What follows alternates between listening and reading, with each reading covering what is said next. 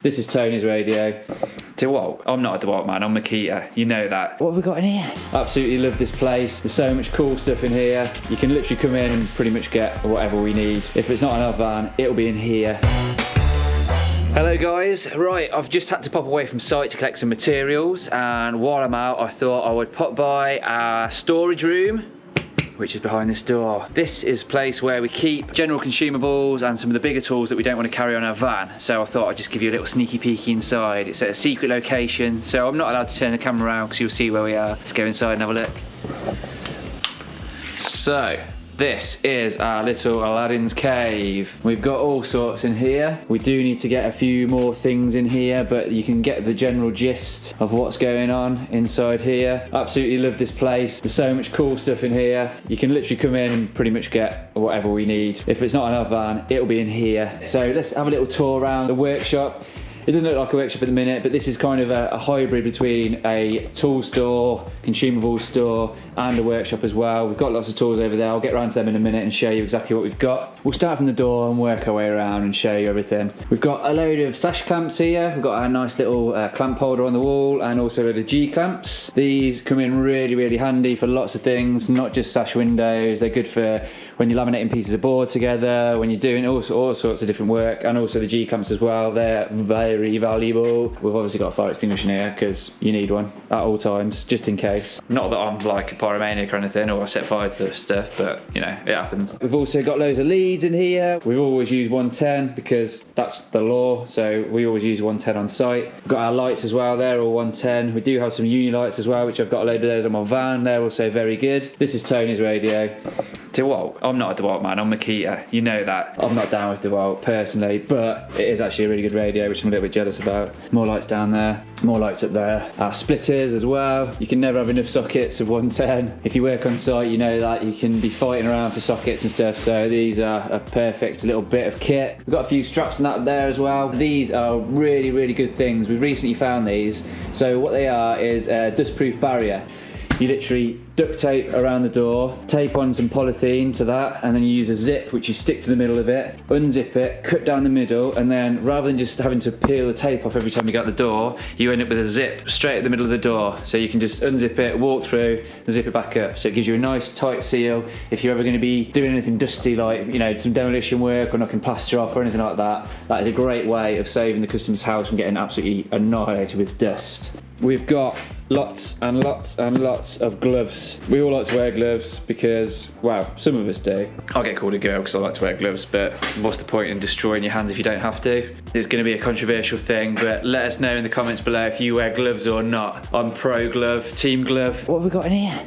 These are cables, 110 cables, because like I said, we use lots of 110 power, so we always need cables, and these are the things that go. The most often they break quite easily. We've got a load of those as well. We've also got a bit of underfloor heating stuff up here as well, some pipe and some of the upstand insulation. Then we've got our consumables rack. So this isn't fully filled yet, fully filled, you know what I mean. We've got lots of screws, we've got wood glues as well, wood adhesives, different dyes, different paints, foams, we've got brushes, we've got nuts and bolts, we've got sandpaper, we've got everything in here. We've got some Venetian plaster as well left over from when we did our podcast room. Hopefully we'll be doing some more of that soon as well for another video. We've also got lots of blue grit as well. We like to bulk buy stuff like this, the consumables, because they can be quite costly, and it's a lot more cost effective for both ourselves and the client if we get stuff in like this. And then we can obviously charge it out at a cheaper price because we get it in ourselves at a cheaper price. So it's definitely the way to go if you've got the space to do so. Bulk buy all the way. Right, next we're going over to our workshop tools. We have got our power sander here, our table sander. We've also got a bandsaw in there, big dust extractor. That's a really good beast that is in there. Love that. We've got our thicknesser as well. We've also got a table saw somewhere, have we?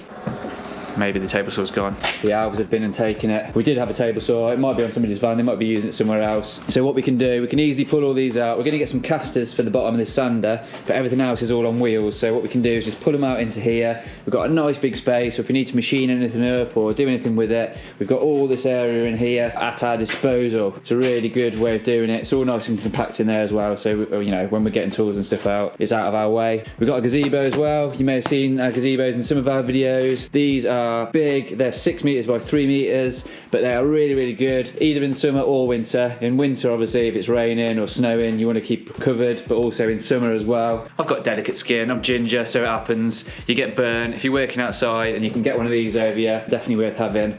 Also, it's worth investing in a good one as well, because the cheap ones that you get that are like 20, 30 quid from that shop that sounds like Argoose, they don't last very long, in my opinion. That's my personal opinion, not the opinion of A&E Construction. Just bear that in mind. But yeah, they're definitely worth investing in. We've also got some weights as well, because if it does get a bit windy, you do not want that taking off. I've seen one take off and they're not good. And I'm sure if it hits you, it will hurt or do some damage to someone's car or something. We've also got our paint sprayer as well. Phil is very good with that paint sprayer. We've got a little pump up there as well. We've got lots of random tools and stuff in here, bits and bobs. All sorts of ear defenders, some glass suckers, sketch hammers, all sorts of stuff, just the random little bits there. Oh, some core drills as well. Right, into here, this is our acro storage area. So we've got a nice, that keeps them nice and safe in there, so you can just pull your acros out, slot that down, and that's it then, they're nice and safe. They're not going to fall out and hit anybody as you walk past. We've also got our micro acros up there as well. They're really handy, they are. And we've got some strong boys in that little cubby hole up there too. We've also got some little whisks for mixing up adhesives and stuff like that. A few crowbars, because why wouldn't you need crowbars? Not that we're breaking anywhere, it's not for that, it's for prying up floorboards and stuff, obviously. Up here we've got a load of helibar as well. That's really good stuff, that is. You use that basically for putting in between bricks to reinforce if there's ever any cracking or anything like that in the walls, any subsidence. That is for, it's a ruby sort of kneeling trolley thing, so if you're doing lots of work on the floor, i.e. tiling, you can just sit on that, put your knees in there and slide yourself around. This here is a big bad boy heater. This is a diesel heater and this works absolutely amazingly. A little bit too well sometimes. It can get very hot when you're using it, but that is an awesome bit of kit. Behind there as well, I just noticed. But that is our hoist that we use on our scaffolds.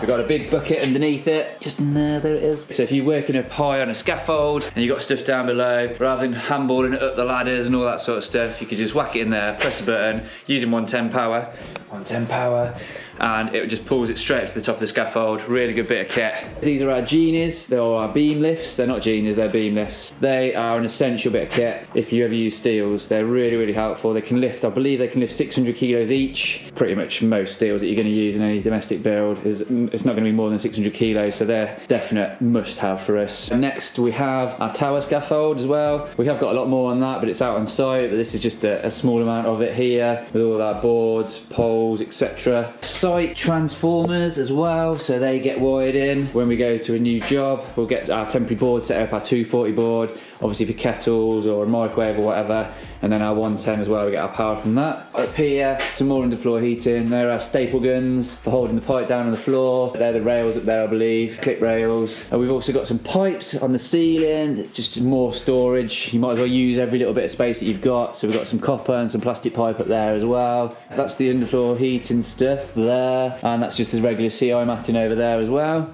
That's it. That's pretty much our workshop slash storage room tour done. I'm going to get some materials that I actually came to get and get back to work, because I'm sure they're all going to be missing me. Hopefully you've enjoyed this little tour. If you have, please give us a big thumbs up, and if you're not already subscribed, smash that subscribe button and turn on your notifications, so every time we release a new video you will be notified. You've been watching me, John, in our little workshop. Take care, and I'll see you next time.